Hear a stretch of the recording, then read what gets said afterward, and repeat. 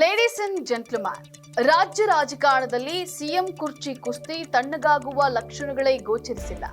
ನಾನಾ ನೀನಾ ಅಂತ ಪ್ರತಿಷ್ಠೆಗೆ ಬೆದ್ದಿರುವಂತಹ ಸಿದ್ದರಾಮಯ್ಯ ಹಾಗೂ ಡಿಕೆ ಶಿವಕುಮಾರ್ ಸದ್ಯಕ್ಕೆ ಸ್ವಲ್ಪ ತಣ್ಣಗಾಗಿದ್ದಾರೆ. ಆದರೂ ತಮ್ಮದೇ ತಂತ್ರಗಾರಿಕೆಯನ್ನ ಮಾಡ್ತಾ ಇದ್ದಾರೆ.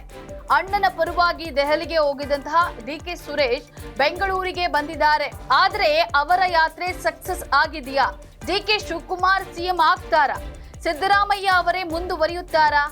ಎಸ್ ವೀಕ್ಷಕರೇ, ನೆಲ ಜಲ ಭಾಷೆಗಾಗಿ ಪ್ರಾಮಾಣಿಕ ಪತ್ರಿಕೋದ್ಯಮ. ನೀವು ನೋಡ್ತಾ ಇದ್ದೀರಾ ಫೋಕಸ್ ಟಿವಿ. ನಾನು ಪವಿತ್ರ.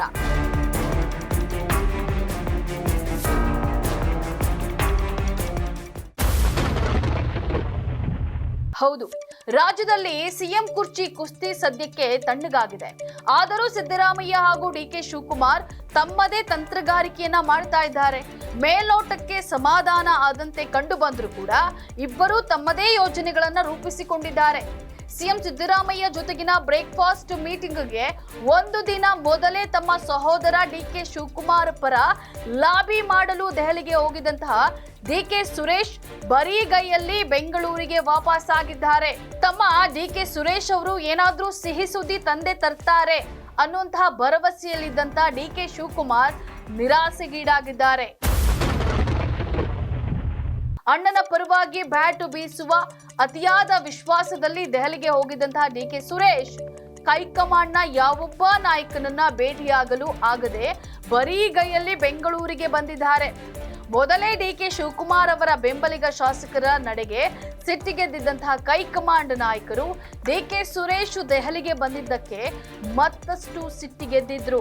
ಸಿಎಂ ಸಿದ್ದರಾಮಯ್ಯ ಡಿಕೆ ಶಿವಕುಮಾರ್ ಬ್ರೇಕ್ಫಾಸ್ಟ್ ಮೀಟಿಂಗ್ಗೆ ಸೂಚಿಸಿದ್ರು.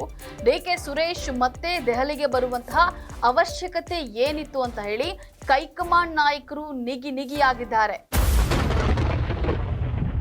ನೀವು ನಮ್ಮನ್ನ ಭೇಟಿಯಾಗುವ ಮಾತೇ ಇಲ್ಲ, ನೀವು ಬೆಂಗಳೂರಿಗೆ ಹೊರಡಿ ಅಂತ ಹೇಳಿ ಸುರೇಶ್ ಅವರಿಗೆ ಹೈಕಮಾಂಡ್ ನಾಯಕರು ಹೇಳಿ ಕಳಿಸಿದ್ದಾರೆ ಎನ್ನಲಾಗಿದೆ. ಇದು ಸಿಎಂ ಸಿದ್ದರಾಮಯ್ಯ ಅವರಿಗೆ ಮತ್ತೊಮ್ಮೆ ಮುನ್ನಡೆ ಎನ್ನುವಂತಾಗಿದೆ. ಪವರ್ ಶೇರಿಂಗ್ ಮಾತುಕತೆ ಯಾರ ಮುಂದೆ ನಡೆದಿತ್ತೋ ಅವರ ಬಳಿಯೇ ಅಣ್ಣನಿಗೆ ನ್ಯಾಯ ಕೊಡಿಸಿ ಬಿಡೋಣವೆಂಬ ವಿಶ್ವಾಸದಲ್ಲಿ ದೆಹಲಿಗೆ ಹೋಗಿದಂತಹ ಡಿಕೆ ಸುರೇಶ್ ಬರಿಗೈಯಲ್ಲಿ ಬೆಂಗಳೂರಿಗೆ ವಾಪಸ್ ಆಗಿದ್ದಾರೆ. ಇದು ಮೇಲ್ನೋಟಕ್ಕೆ ಕನಕಪುರ ಕುಬೇರನಿಗೆ ಮತ್ತೊಂದು ಹಿನ್ನಡೆಯಾದಂತಾಗಿದೆ. ಆದ್ರೆ ಇಷ್ಟು ಮಾತ್ರಕ್ಕೆ ಡಿಕೆ ಸಹೋದರರು ಸೈಲೆಂಟ್ ಆಗುವಂತಿರಲ್ಲ. ಆದ್ರೆ ಇನ್ನೇನ್ ಮಾಡ್ತಾರೆ? ಹಾಗೊಮ್ಮೆ ಡಿಕೆ ಸಹೋದರರು ಬೇರೆ ಏನಾದ್ರೂ ತಂತ್ರಗಾರಿಕೆಯನ್ನ ಮಾಡಿದ್ದಲ್ಲಿ ಸಿದ್ದರಾಮಯ್ಯ ಮಾತ್ರ ಸುಮ್ಮನೆ ಕೂರ್ತಾರಾ? ಡಿಕೆ ಶಿವಕುಮಾರ್ ವಿರುದ್ಧ ಸಿಟ್ಟಿಗೆದ್ದಿರುವಂತಹ ಹೈಕಮಾಂಡ್ ಮುಂದೆ ಯಾವ ನಿರ್ಧಾರವನ್ನ ಕೈಗೊಳ್ಳಲಿದೆ? ಈಗಾಗಲೇ ಹೈಕಮಾಂಡ್ ಮುಂಗೋಪಕ್ಕೀಡಾಗಿರುವಂತಹ ಡಿಕೆ ಸಹೋದರರು ಯಾವ ತಂತ್ರಗಾರಿಕೆಯನ್ನ ಮಾಡ್ತಾರೆ? ಅಥವಾ ಸಿದ್ದರಾಮಯ್ಯ ಡಿಕೆ ಶಿವಕುಮಾರ್ ಸಂಘರ್ಷ ಎಐಸಿಸಿ ಅಧ್ಯಕ್ಷ ಮಲ್ಲಿಕಾರ್ಜುನ್ ಖರ್ಗೆಗೆ ಲಾಭವಾಗುತ್ತಾ?